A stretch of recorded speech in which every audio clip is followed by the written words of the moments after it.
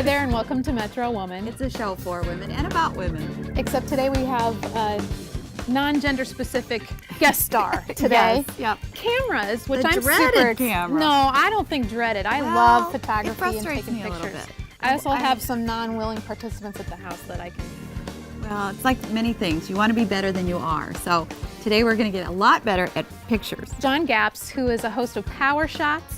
That's the show that we need to be watching from now on, but hopefully we can really pick his brain today and make sure we can get a lot of great tips about photography. We're at Christian Photo talking with John, and I'm just excited to really hone my skills. I'm slightly above you, maybe. Well, you've got this. I've got a big kahuna like that. Camera I have. So yours Oh, is well, you hold it. the bigger camera, I guess the better photographer. And it so looks this is pretty my with our- size. Very good. All right. Please join us after the break here on Metro Woman. We'll be talking about photography with John Gapps.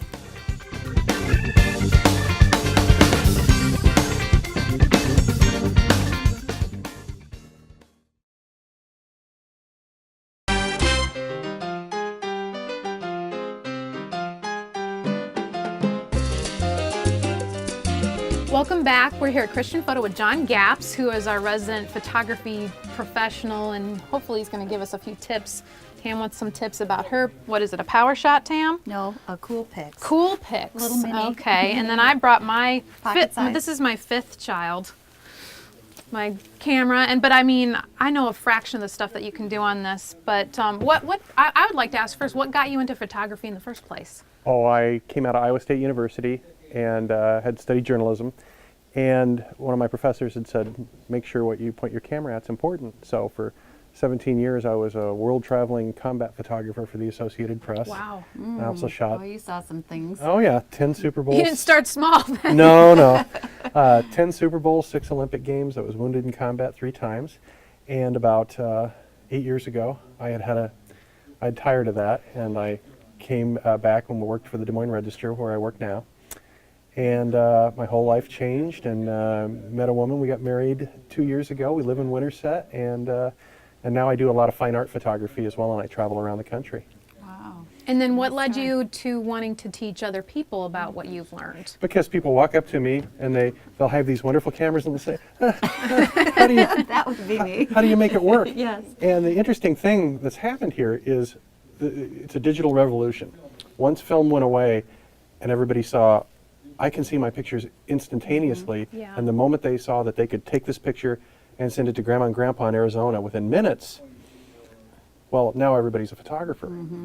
And Or what they're I s- trying. Well, they're trying. Well, Wannabes. exactly. And what you want to, and when you say, I'm going to become a photographer, okay, first let's be a competent camera operator, and that sometimes turns people off, and they say, well, I don't want to, I just want to be a great poet. I don't want to learn how to write, you know, and I say, well, Yeah. give me a few steps. And that's what we talk about. We sit down and we talk about light, and also what's your intention. And especially I get a lot of women that come in with their cameras because they're the de facto documentarian of everything that happens in their family, sports, and it's nice now. So instead of sitting on the sidelines and eating food out of the concession stand, they're on the sidelines with the cameras elbowing each other to get a picture of little Ricky making a goal. And the more they shoot, the more you do it, generally the better you get at it. Right. But they reach a point where they say, the camera won't do what I want to do. And that's where I come in. I think the nice thing with digital as opposed to, I mean, I had 2 of my kids, I had the digital camera, but the first 2 I had was film. You didn't see what you had done right instantaneously, whether it worked or not. Right, That's what's so right. great is I think people are a little more comfortable like, well, I messed it up, I'll just delete it. Exactly. And nobody has to see the bad ones. now. Right. You don't have to go to Walgreens and wait. And you You're go, going oh, through the that's pile and bad. going, I paid for that, I paid for Somebody that. saw that. And the beautiful thing about it is, yeah, instantaneously you can say, well, that didn't work, I'm going to try it again. Well, the only way to get better at something is do it over and over and get experience.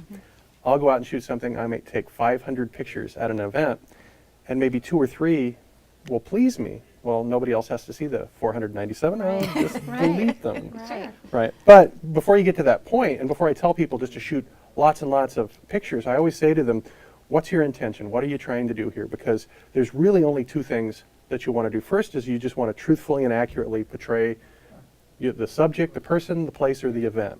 And, well, you've got a camera, and that pretty much is going to take care of itself by putting it on the green setting, saying, I call it idiot mode.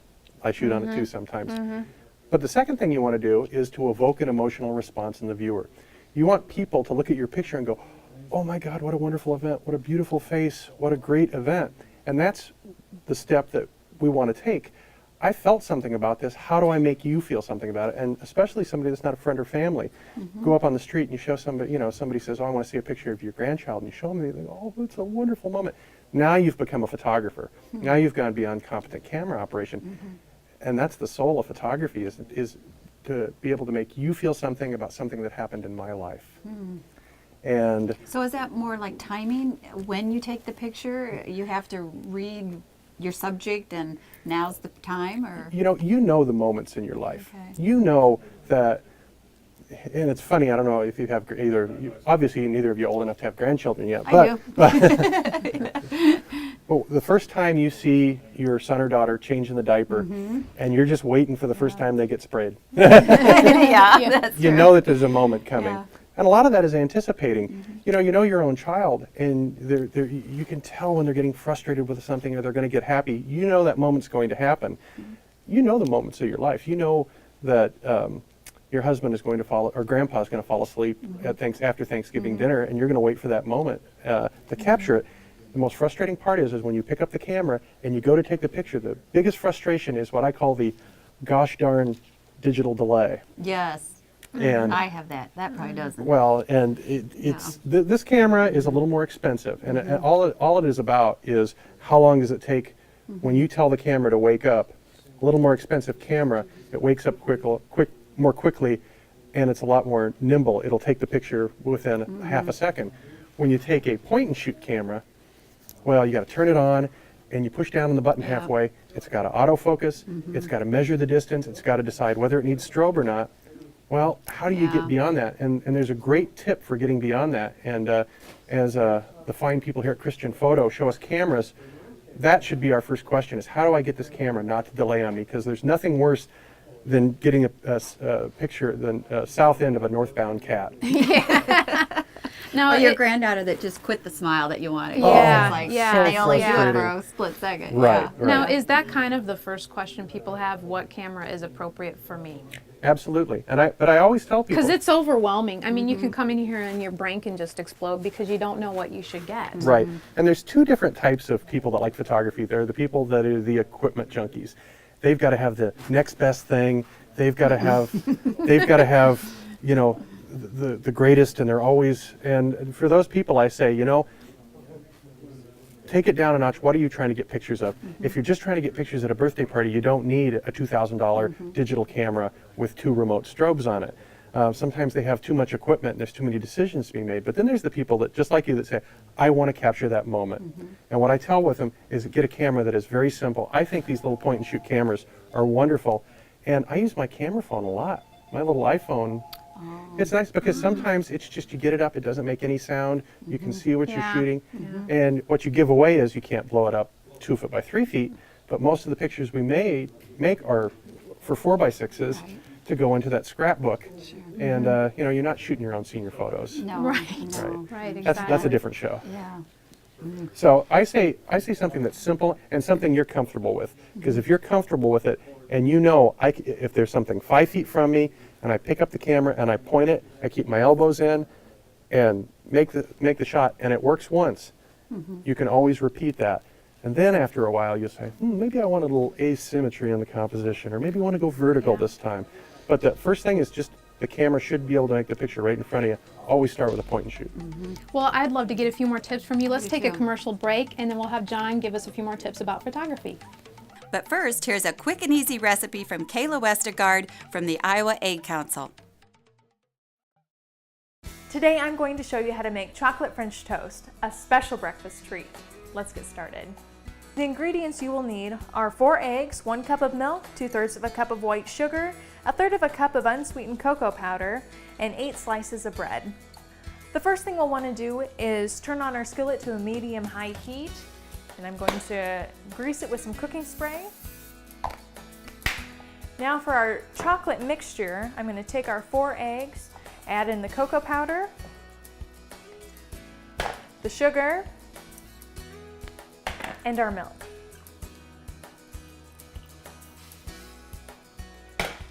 Mix well. This is a recipe kids and parents are sure to love. So once your egg mixture is ready to go, take a slice of bread and dip it into the mixture. Let it soak for about 20 seconds and then do the other side. And transfer to the pan. Now you'll want to let each side of the bread cook for about 3 to 4 minutes in the pan. A chocolate breakfast when we come back right after this break. Moving my mind and my hands at world record speed. I'm Luke Myers. If you want to be incredible, eat incredible. Eggs. Incredible energy for body and mind. Give your family a sweet treat anytime. Chocolate French toast. I'm Kayla Westergaard.